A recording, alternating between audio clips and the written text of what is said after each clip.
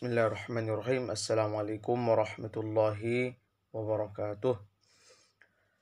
Puji syukur kepada Allah Subhanahu wa Ta'ala, Tuhan yang Maha Esa, yang memberikan kita kesempatan dan kesehatan sehingga kita masih dapat untuk menjelaskan seputar pertanyaan tentang bagaimana analisa menurut fikih keuangan terhadap lembaga keuangan syariah penerima wakaf uang. Seputar bercerita atas pengertian wakaf itu berasal dari kata bahasa Arab yang artinya adalah menahan, yang mana kalau dia di ilmu tajwid bisa dikatakan sebagai waqaf, berhenti sama juga dengan menahan, ada yang menahan di situ. Itu secara bahasa Arabnya. Dan bagaimana posisi lembaga keuangan syariah penerima wakaf uang di dalam fikih keuangan? Ini kembali lagi kepada masa lalu, yang mana dulu itu terdapat 3 bank yang berdiri atas dorongan undang-undang.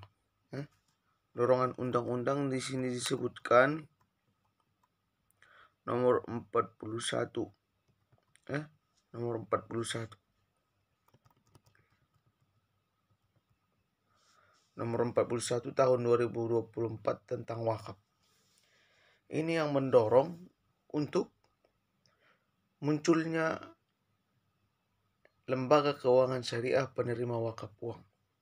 Di antara 3 bank itu lahirlah Bank Muamalah Indonesia yang kita kenal BMI, kemudian Bank Mandiri Syariah BMS, kemudian yang ketiganya adalah Bank Mega Syariah Indonesia.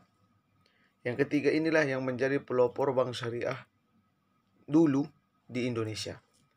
Kemudian pada tahun 2015 Menteri Agama mensahkan bahwasanya pentingnya peranan lembaga keuangan syariah penerima wakaf uang sebagai penyebar, sebagai pemerataan, sebagai pendistribusian dari wakaf itu sendiri. Menteri Agama pada 2015 kemarin mensahkan. Jadi kalau kita kira-kira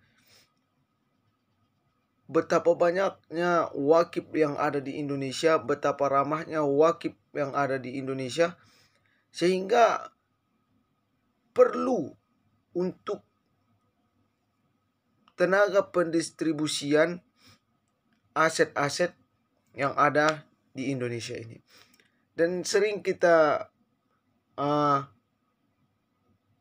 dengar wakaf itu bukan hanya berupa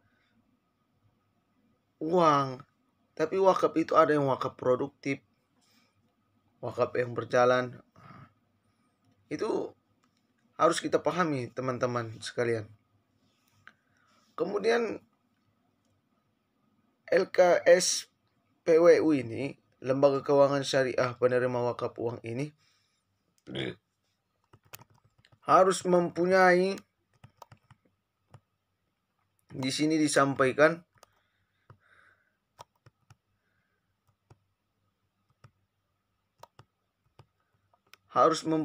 memiliki akses yang baik kepada calon wakif. Jadi sebagai lembaga keuangan syariah penerima wakaf uang itu harus mempunyai akses yang baik kepada calon wakif yang akan mewakafkan, baik itu berupa tanah, baik itu berupa harta, semua pokoknya yang mana yang mau diwakafkan itu harus mempunyai akses yang baik. Satu kriterianya. Yang kedua, memiliki kemampuan untuk menginvestasikan wakaf. Dan yang ketiga adalah mampu untuk mendistribusikan hasil keuntungan. Keempat adalah memiliki kemampuan untuk mencatat segala hal, misalnya rekening. Yang nomor 5 adalah lembaga pengelola wakaf tunai hendaknya dipercaya oleh masyarakat dan kinerjanya dikontrol sesuai dengan peraturan perundang-undangan yang berlaku terhadap lembaga pengelola dana publik. Ini merupakan kriteria-kriteria yang harus dimiliki oleh lembaga keuangan syariah penerima wakaf uang. Jadi kalau ditanya apa posisi LKSPWU ini di